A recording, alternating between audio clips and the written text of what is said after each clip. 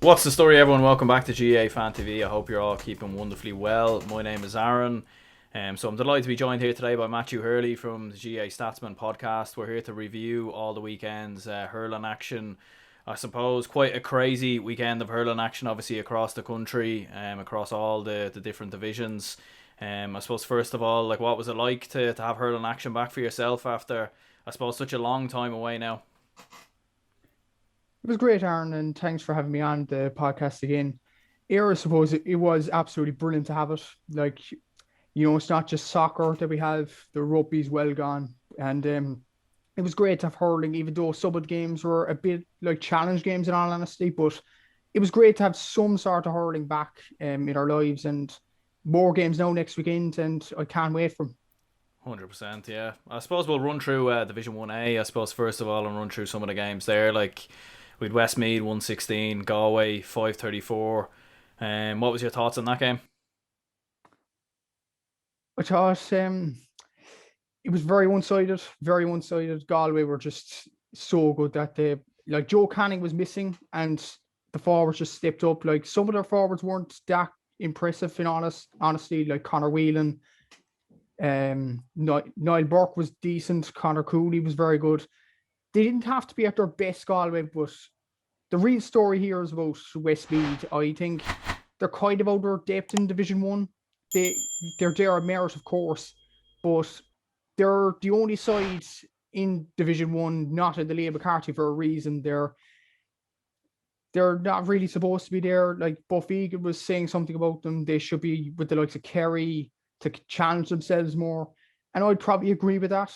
I know they have a few players missing, like Angus Clark and Killian Doyle were huge losses for them. But Kieran Doyle, Killian's brother, what a score that was. It was definitely one of the scores of the year already, and we're in week 1. Jeez, you'd never see a score like that again. There was something special, really. But as I said, you have Galway, much the better team, and there is questions about Westmeath being in Division 1 overall. Yeah, I suppose you have to feel a little bit sorry for them, I suppose, in many ways. Obviously with the COVID situation last year, with the restructuring of the league and everything else, they probably wouldn't have been there, but only for that relegation playoff, which I suppose they won. Yeah, there's two skills of thought, really, in my opinion. There's one of them where it's yeah, fair enough, they probably shouldn't be there because they're there with, when you look at Waterford, Galway, Limerick, Cork, Tipperary, you're talking about teams that have won All-Irelands, been in All-Ireland finals, won provincial titles over the past 3 to 5 years, whereas Westmeath, obviously not a Liam McCarthy Cup team. They've been close, and look, listen, they deserve to have gotten to Division 1A and they deserve the right to fight it out, but I suppose at the same time it's probably going to be some grim viewing over the next couple of weeks. They're probably going to be on the receiving end of some absolute hammerings, you'd have to imagine. Yeah, absolutely. It's very sad to see, all right. And I would have thought Westmeath's best bet of a win would probably be against the likes of Cork or Waterford.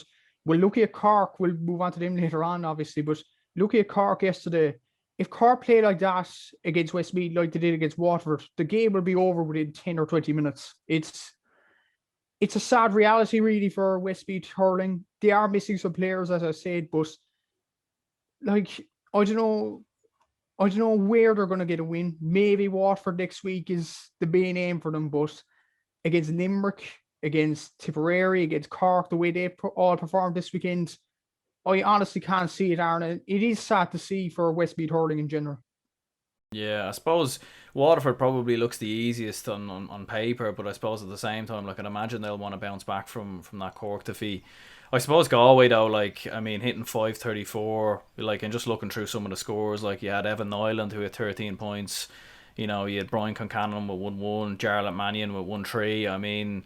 Just a serious team altogether, and I suppose they're probably up there anyway with one of the closest teams to potentially stopping Limerick in 2021 anyways.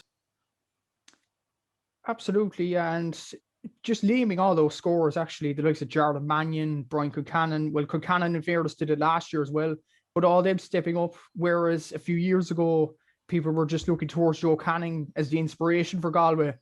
But he was missing, and Galway still racked up a huge score, albeit against Westmeath. But you have to play what's in front of you, and Galway definitely did the best they could with what was in front of them. And what I'd say as well, Cathal Mannion midfield showed exactly why Galway missed them in the second half against Limerick in that semi-final last season. He kind of controlled that game on Saturday. And he's one of the most underrated players in the country, actually, Cathal Mannion. I think he's a brilliant hurler. And him, Conor Whelan, Joe Canning, Brian Concannon, even the likes of Dahi Burke in the back line. Galway have some serious players, and I think they'll definitely be up there with Limerick. Will they beat him is another question, but I think they'll come very close, and starting with next weekend's game in the league. Yeah, I suppose that'll be an interesting one, definitely. And I suppose Cork, obviously, a big win for yourselves, 522 to 127. I have to say, although Antrim get all the plaudits for the weekend, and rightly so, I think Cork were probably the most impressive team. They looked sharper, they looked one step ahead. The way they played, the way they worked the ball for a lot of them goals, especially in the second half, and some of the players they brought off the bench as well, just an overall top-class performance, I suppose, from Cork and Kieran Kingston's men. Yeah, it was a breath of fresh air, really, that performance. It never really seen in a Cork team in the last 3 to 4 years.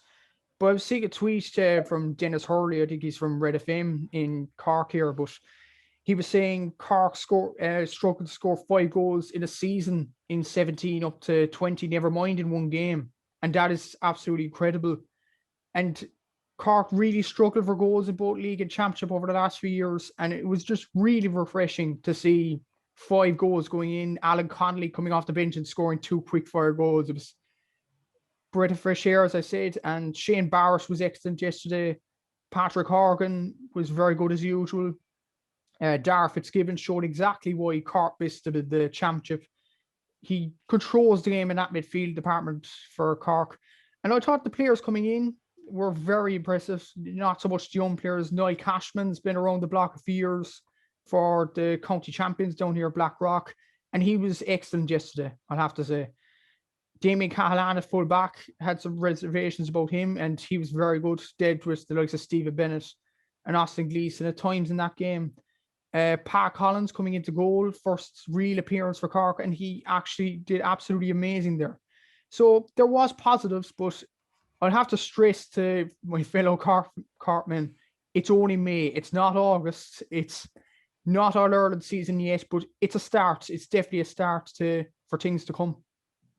Yeah, and I suppose for Waterford, obviously after the All-Ireland final last year, I suppose, obviously when you look back through when they've reached All-Ireland finals before, it's been the next year they haven't really been able to follow it up to the same intensity and the same level. And I suppose, could you see maybe a bit of a hangover coming for Waterford now after last year, and I suppose looking at this performance now as well?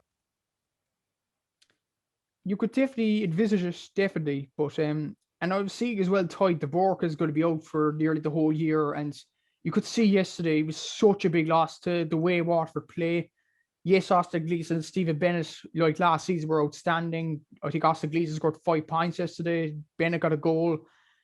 And Stephen O'Keefe was a huge miss as well. You might just say it's the goalkeeper, but he just controls that full back line for Waterford, as well as Tadhg de Bourke. And missing 2 of those players, 2 experienced, brilliant players in that team, it's huge. It's huge for the morale of that team. And I don't think they'll be that bad this year, but I think they'll beat Clare, for example, in the first round. It looks like the way Clare played against Antrim yesterday, if that's a side of things to come. But they'll struggle against the likes of Tipp, Cork on that kind of form yesterday, and especially Limerick, in my opinion. They definitely won't have a good year as last year, and they will definitely struggle without, as I said, de Bourke, O'Keefe, and Jamie Barron was missing yesterday. I don't know, was it an injury or was he just rested? But he needs to come into that team ASAP as well. So huge improvement needed for Waterford, but it might be a hangover. And look at the players missing like de Bourke and O'Keefe, it could be a rough year for the Daisha. Yeah, I suppose they did still have Stephen Bennett who hit 112, and he was still, top class last year. He kind of carried on that form. So I suppose with Waterford we'll have to wait and see. Obviously playing Westmeath next time out, that'll probably be what you'd have to imagine a nice victory for them to, I suppose, boost up the confidence and everything else. I suppose Limerick and Tipp drawing 20 points apiece. I mean, I suppose this was almost like shadow boxing, I suppose, in many ways. We probably didn't see the best of either team. and the intensity levels that we'd usually probably associate with Limerick and Tipp certainly probably wasn't on show on that day anyways. Definitely wasn't, no, but Tipp were missing a few players like Bubbles O'Dwyer and Seamus Cannon. It wasn't their strongest side, but I'll have to commend Tipp's aggression towards the game. They put it up to Limerick. But having said that, Limerick, yes, they put out a second side. I thought they would have done much better, to be honest. Like the likes of David Dempsey, Adrian Breen have been on the fringes for years and got their chances. In fairness, Adrian Breen popped up with 3 scores and did absolutely brilliant. And Connor Boylan and David Dempsey, a few of those players kind of struggled for Limerick. And it was when Hagerty, Lynch and Peter Casey came on, they definitely put it up a notch and started to put it up more to Tipp. But yeah, it was 8 points apiece in the second half. I don't think Tipperary scored from play in the second half, despite what the pundits may say that Tipp deserved it. So yeah, in the end, I thought a draw was a fair result. But it'll do wonders for Tipp's confidence, just putting up to Limerick in that kind of game. I think the best will come from Limerick in the next few weeks, though. Probably won't be next week against Galway. I think they're taking a bit of a break after their brilliant season from last season. Let's not forget they were beaten in league, in pre-season, and championship. It was absolutely unbelievable form from them. And they're just taking it easy for a while. Maybe another draw next weekend to ease into the league, and don't you worry, like in week 4, week 5, they'll be bang up to it again. Yeah, I suppose you don't want to peak now, obviously too early, like especially in the first couple of weeks, first couple of games, and yeah, I suppose with Limerick, like the fact that they managed to, I suppose, preserve that unbeaten record, and I suppose like level it late on and kind of fight back like they did in the final, 5 to 10 minutes. I think it definitely showed a lot of tenacity, I suppose, from themselves. I suppose like one weakness I probably would associate with Limerick, and it even goes back to the 2019 semi-final against Kilkenny. I think they give away a lot of silly frees at times, and I think they did that in the Tipperary game. I think there was like 17 to 18 frees, I think, in total. And Tipperary probably didn't even finish them all, despite Jason Ford hitting 14 points. Like, would you even look at that as a weakness yourself, do you think, or would you even disagree with me? Well, last season it didn't seem a problem for Limerick. I thought they were the most aggressive side, but maybe we'll get onto this later. The ruling, like the advantage, I think won't do any favours for Limerick whatsoever, because the advantage will be stopped, obviously, and the frees will be given. Like, the aggression is kind of taken out of the game, and I think that will do no good to Limerick whatsoever. That could be a weakness that others can exploit, but as much as I want Limerick to fail, I don't want the same winner 2 years in a row, for example, but this isn't the way to do it. I think hurling should be a free-flowing game. It shouldn't be stop-start like most of the games were over the weekend, especially Limerick and Tipp. And I don't think it's the right way to do it. I think they didn't struggle last year because, the advantage was there, and, it'll, as I said, it will do no wonders to Limerick having that amount of frees given against them. And in fairness, it won't do any wonders to the team and the advantage as well. Like, we see a few examples of that where a player pucks it over the bar and the referee brings it back for a free, and the resulting free, the player actually misses it. So there's no advantage. I mean, that has to be rectified, I think, in the coming weeks. But honestly, seeing the League Sunday comments from Shane Dowling and Don Logue last night, I can't see it being rectified, in all honesty. Yeah, I suppose it's an interesting one that why they decided to change it, because they, like, especially with hurling anyways, I didn't really see anything wrong, in all honesty. Like, I understand why they brought in the sin bin, but yeah, it is an interesting one. And with the water breaks as well, like, obviously they still have water breaks there. I'm not too sure why they still have water breaks, in all honesty. Probably should have cut them out at this stage anyways. But I suppose, like, in general, like, I suppose looking at that game in particular, like, could you envision now that's kind of how hurling's going to go now over the next probably couple of years, that it is going to be stop start, or do you think they will maybe pull the plug and maybe make some changes in the next couple of weeks? I think it'll definitely be there for this year, because you just can't change what you stated at the start of the year, but hopefully it'll be rectified next year. Like, you've seen managers come out, Davy Fitzgerald being a main example, even before the weekend's action, coming out on RT News saying this will just ruin the game in hurling, just stop start. Like, there was a game last year, I think, involved Davies Wexford against Dublin, and the game had, what was it, 45 frees or something? It was incredible, and it was so stop start. It was annoying for fans, in all honesty. Like, it's the things brought into hurling, not just the freeze, but I think the lighter slitter as well, the yellow slitter, as you say, the water breaks correctly as well. I could see why they were brought in at the end of last year to reduce the impact of disease of COVID-19, but now I think we have a grasp of the vaccine program now. I cannot see why the water breaks there, to be honest. It's, it takes the fun out of it. And I think there'll be a lot, once fans get back into the stadium, of course, I think there'll be a lot of fans wanting to watch something else. Maybe football will rise a small bit over the hurling in the future. But as I said, with hurling, it's only going to go one way if the rules keep changing, and the fans are just not going to enjoy it in future. I don't think, anyway. Yeah, I definitely have to agree with you there. Like, I think there's definitely been too many changes. I think across the GAA really over the past couple of years, even in football as well, where a lot of changes there, and sometimes you just have to wonder why they're making the changes. Considering I don't really like, especially in hurling, anyways, I never really felt the need. I think the game was in a great place looking at last year and the year before as well. When you look at some of the great games we had, so hopefully anyway we can still see some great games, but it'd be hard to know.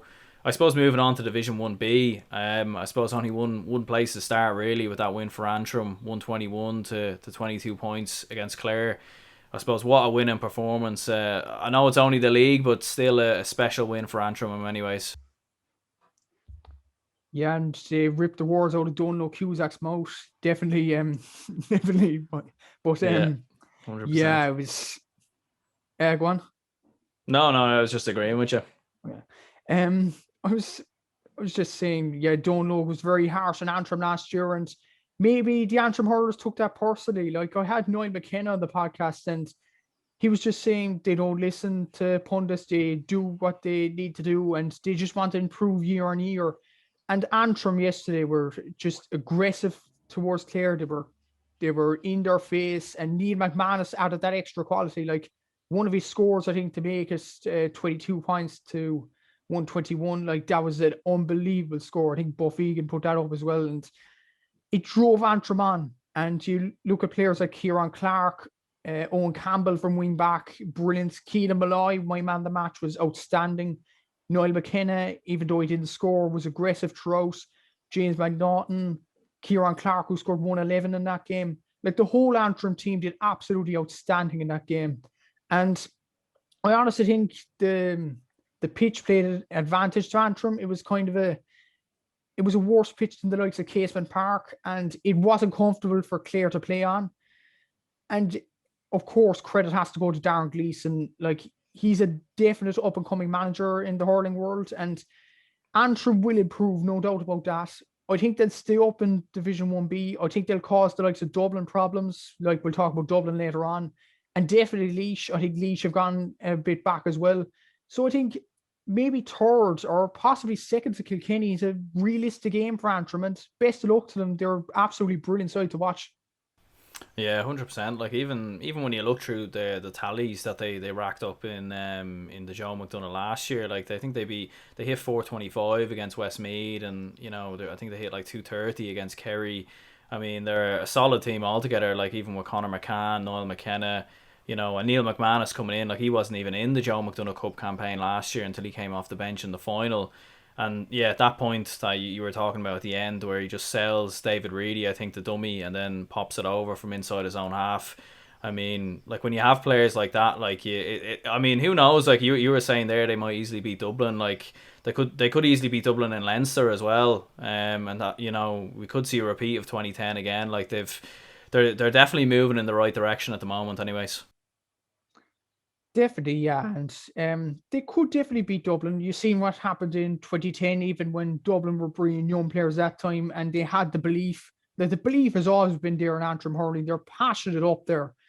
And yeah, they could definitely beat Dublin. They could definitely beat Laois and Wexford as well. I think Wexford had a good win yesterday, but it's a realistic game for Antrim. And even sides in Munster, maybe Waterford, maybe even Cork on a bad day, Like, Antrim will be no pushovers in the Liam McCarthy Cup. I think they're a very good side, and they're definitely deserved the victory yesterday and deserve to be the Liam McCarthy. As you mentioned, the Joe McDonagh Cup, they hammered most sides. Maybe against Kerry, they underperformed, but maybe it was just the pressure from Antrim players and the fact they couldn't really go on without Dean McManus. He came on towards the end and kind of saved them in that Joe McDonagh Cup final. And yeah, they'll be a huge threat to anybody in the championship. Well, I think Limerick, Galway, and potentially maybe Kilkenny are a bit ahead of them yet. But I think any other team, they'll definitely give them a game. If they lose, I think it'll be maybe a point or two in it. Yeah, and I suppose obviously a lot of criticism kind of went the way of Clare. I suppose obviously it's a 4 hour journey from Clare to Antrim. Like, it is quite a journey, I suppose, in the first game out, and I suppose it is the league. They are effectively challenge matches in many ways. Like, obviously, like with the fact that it's been such short notice with the return. Like, what have you made of some of the criticism of Clare, and would you even be worried for them maybe now going forward in the next couple of weeks?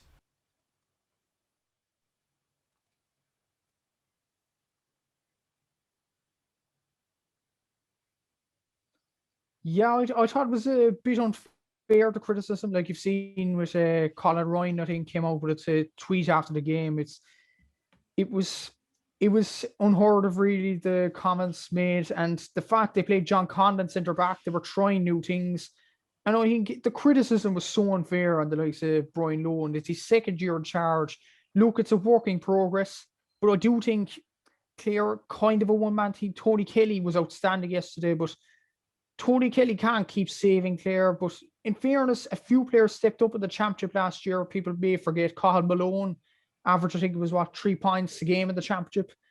Aaron Shanahan wasn't that good now yesterday, but he was decent in the championship. Shane O'Donnell definitely has quality. There is quality in that Clare team, but obviously the factor has to come in the 4 hour journey, as you mentioned. And especially, it's not on a bus where they are kept to each other company, etc.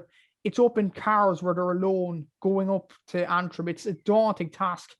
And going up to a kind of a terrible pitch as well in Corgan Park, the Clare players mightn't have been used to it that much. And take nothing away from Antrim. Antrim are a decent side. And by the way people were going on about Clare, saying it was a disgrace and all that, you kind of think they were belittling Antrim. But in all honesty, Antrim deserved a victory, and plaudits should go to them more than criticism should go to Clare, in my opinion.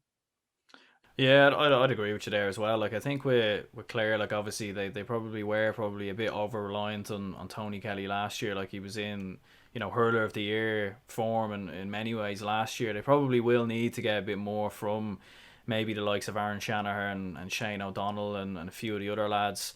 But yeah, it's too early to tell. Like, it's the first game out, and there's certainly still a long way to go for Clare, and I suppose for Antrim as well.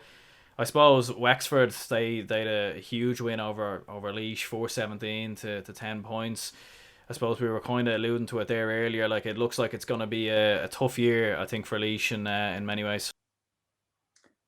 Yeah, unfortunately, it is. I think the Eddie Brennan going out of Laois, Cullen Parkinson did no favours to Laois hurling there. But yeah, I think they were kind of a one season wonder 2019. They actually did well enough in 2020. They challenged Clare a small bit, and Dublin in periods that game, they actually did decent there as well. They do have decent players like Paddy Purcell, Jack Kelly in the role of the goalkeeper, absolutely brilliant players. But yeah, I think the likes of Antrim have developed more, and that'll be kind of a disadvantage to Laois. It's unfortunate, it really is unfortunate. It was actually the one game I didn't watch, but I was looking at the stats from an app yesterday, and I think their free taker scored 7 points out of the possible 10. Like, that was kind of shocking, even in the first day out, and that needs to be rectified in the future. But will they beat Antrim on the form against Clare, or a Dublin even, or even a Kilkenny? I can't see it, honestly. I think they could beat Westmeath. It'll be very close. Like, Westmeath actually went down with some bit of dignity against Galway, who were all are the challengers, of course. Laois, on the other hand, didn't so much against Wexford, and I think it, as you say, will be a very, very tough year for Laois. It's unfortunate, really, after the year they had in 2019, especially. Yeah, and I suppose under Eddie Brennan they were always very well organised defensively. Like I think that was one of the main reasons how they upset Dublin in that 2019 game, and yesterday in particular against the Wexford side, who probably, like especially last year anyway, probably weren't known for their attacking sort of output really. And we seen Rory O'Connor with that brilliant goal late in the second half. Like, could you see Wexford returning to that 2019 form even? It's probably going to be Davy Fitz's last year, like depending on what happens. Like, I suppose Wexford are probably going to want to, I suppose, go all out now for potentially his last year in the managerial hot seat. Yeah, definitely. Like Davy is an unbelievable manager and deserves all the plaudits he gets. But I think Wexford should be doing a lot better, especially in the last few years. Granted, they did win a Leinster title in 2019, deservedly so. But they've won countless minor titles, under 20 titles, and you think this is the time for Wexford to stamp their authority in the championship. There were signs yesterday, albeit against a Laois team lacking confidence and belief. We'll see now next week against Clare how Wexford perform, but the signs are there. Rory O'Connor, as you say, was brilliant yesterday. Lee Chin coming off the bench scoring 3 points was very good. And yeah, bringing new players as well. Like I'm sure I forget his name now, but he was a forward and he's converted as a goalkeeper. That'll definitely do well for the Wexford team's confidence as well. And they have a few players on the bench that they could bring on as well. Youngsters like Ross Banville wasn't in the match day squad yesterday. He's a player definitely to watch this year. I think it's definitely the year where Wexford have to stamp their authority if they're going to come close to an All Ireland at all in the next few years.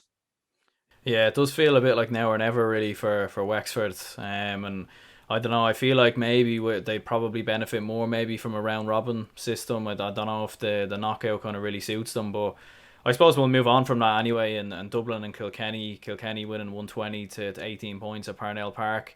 I suppose not a lot really went on in this game. Like not really much quality really between both sides. But I suppose for Kilkenny, like Dara Corcoran looks very bright in that Kilkenny side, and I suppose they played a little different to usual as well. So I suppose a good win for them. Good win, yeah. It sets up more confidence for that Kilkenny team, and more players came to the fray. As you said, Darragh Corcoran was outstanding. James Bergen in his first appearance was very good. Martin Keown, or Mossy Keown as he likes to be called, was absolutely brilliant. 1-4, and he was a menace for the Dublin defence all day long.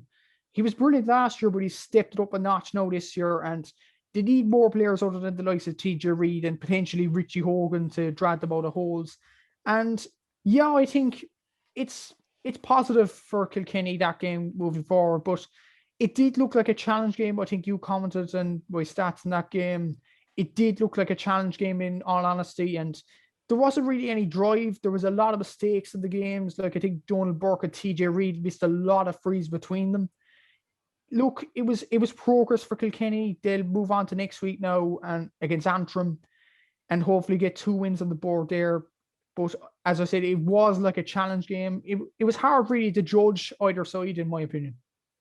Yeah, I suppose from a Dublin point of view, anyway, just we seemed, I don't know, too one dimensional in my opinion. Anyways, like I think we stumbled across playing long balls into Eamon Dillon in the Kilkenny game last year, in the second half, and it did cause a lot of havoc when we put him at the edge of the square, and then you Donald Burke kind of peeling off the edges, but.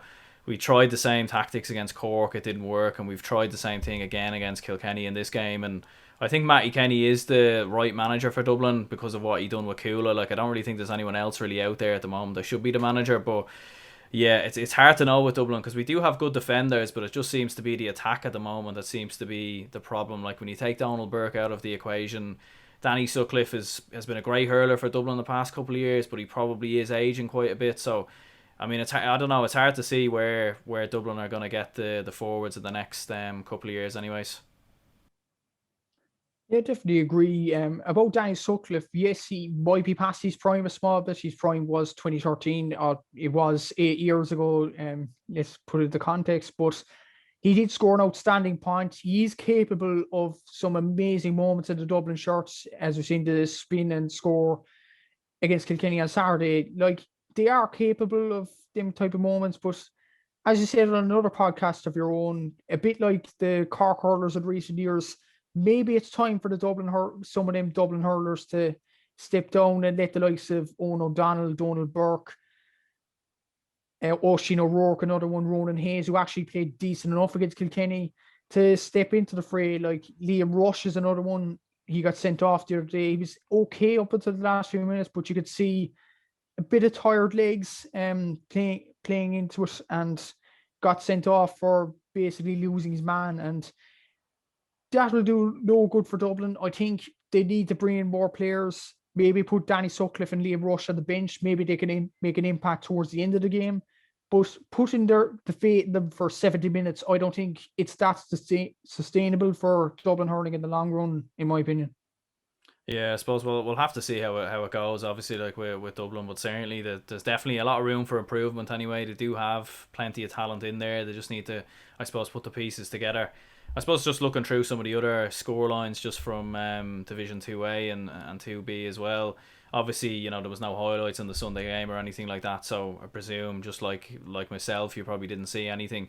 But I suppose for Offaly, like, that was a great win for them. They beat Meath 325 to 3-9 with Owen Cahill, I think, scoring 12 points. I suppose for Offaly, like, you know, they're obviously third tier hurling, like they're a Christy Ring Cup team at the moment, and Meath were a Joe McDonough Cup team last year. So I suppose that's a good win for Offaly anyways. Yeah, it was a very impressive win for Offaly. And the last few years, these type of games, Offaly don't win going on the road. Like, Park Talton's a tough place to go for them. And with the likes of Mickey Burke coming in for Meath, might have strengthened their cause for winning the game. But Offaly, my God, 325 in that game. It was incredible to see. And maybe Offaly hurling's on the rise again. Like, you've seen their young sides against the likes of Dublin and Kilkenny put it up to them in under 20 and minor level.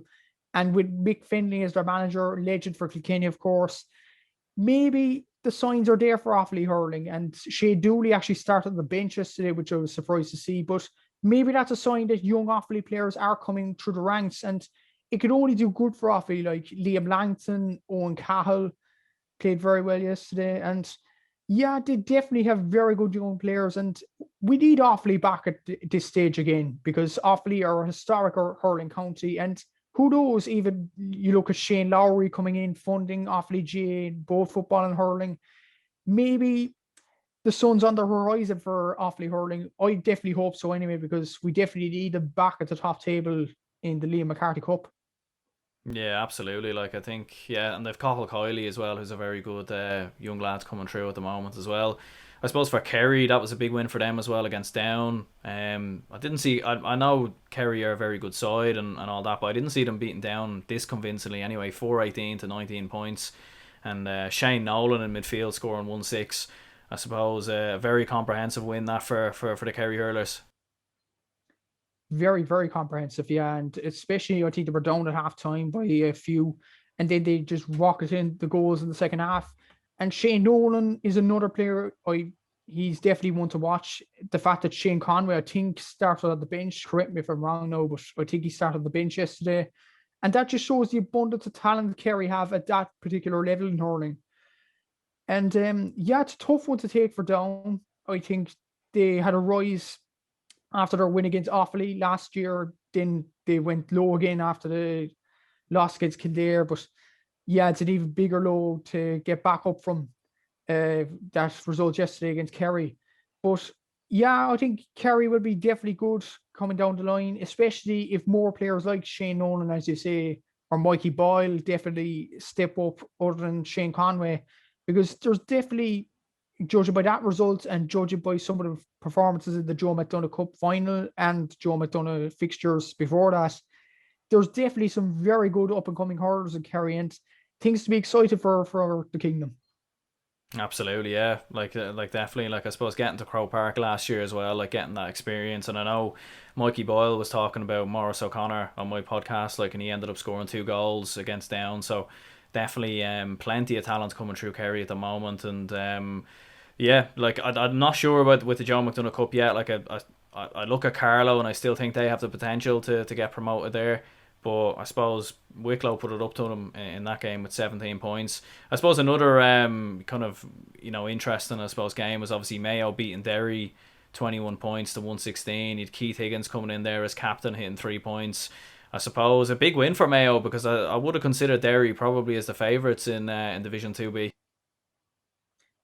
Yeah, I kind of would have as well, but Mayo have good hurlers coming through over the last few years. Like, as you say, Keith Higgins is a brilliant hurler, scoring 3 points and captaining the side. That'll only do good for the Mayo players' confidence, having an idol like that beside them.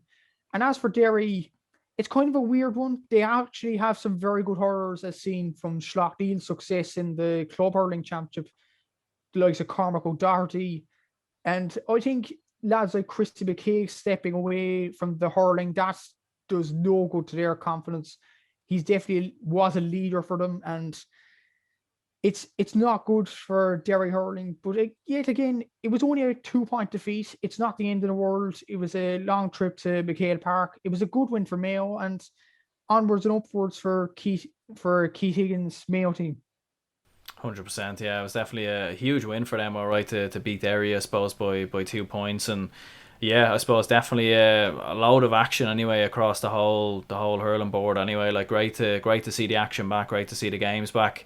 And yeah, I suppose cheers for coming on, Matthew. Anyway, where can people find you if they're looking for, I suppose, stats on the games, or looking to listen to any of your podcasts or anything like that? I'm on regularly on Instagram, sometimes on Twitter now, gaining a few followers there and posting continuous stats after games. And the podcast on Spotify, Apple, Google, etc. will be starting soon now. I'm planning a few guests now that I'm finished college assignments. So yeah, basically Google, Apple, Spotify, Instagram, Facebook, Twitter, or maybe even TikTok as well. I'll do a few predictions on that as well. So them platforms, you can follow GAA Statsman there. Great stuff, Matthew. Well, look, listen, cheers for coming on anyways. Thanks very much, Aaron. Much appreciated.